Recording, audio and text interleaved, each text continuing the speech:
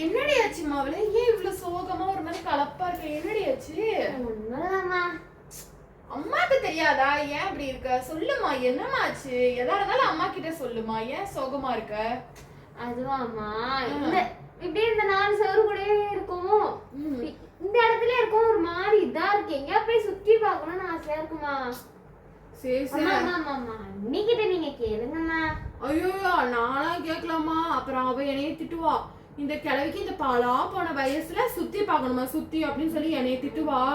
அதனால உங்க அண்ணிட்ட நீயே கேளு, நான் வேணா கூப்பிடுறேன். சரி கேக்குறியா?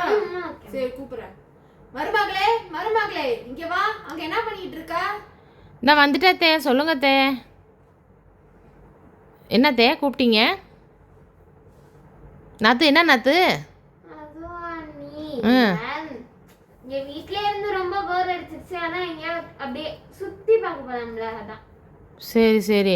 ஏன் போர் அடிச்சிச்சுன்னா வீடு கூட்டலாம், பாத்திரம் விளக்கலாம், துணி துவைக்கலாம், வீட்டு வேலையும் செய்யலாம்ல நாத்து.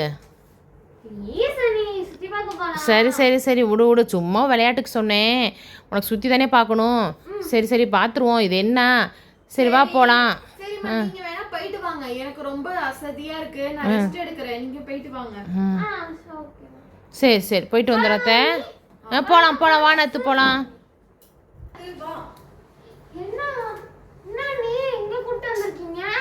பரவாயில்ல, நல்லா காஸ்ட்லியா எடுத்துக்கோ.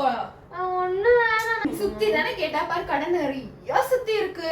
நல்லா சுத்தி பார்த்து நல்ல சுத்தியா பார்த்து எடுத்துக்கோ, சரியா? எவ்வளவு காசுனாலும் பரவாயில்ல, அண்ணி கொடுக்குறேன். இருங்க நான் சொல்றது கவனிங்க. என்ன ஆத்து? நான் இந்த சுத்திய பார்க்கணும்னு சொல்ல, ஊரை சுத்தி பார்க்கணுமேன்னு சொன்னேன். அது தெளிவா சொல்ல மாட்டியா?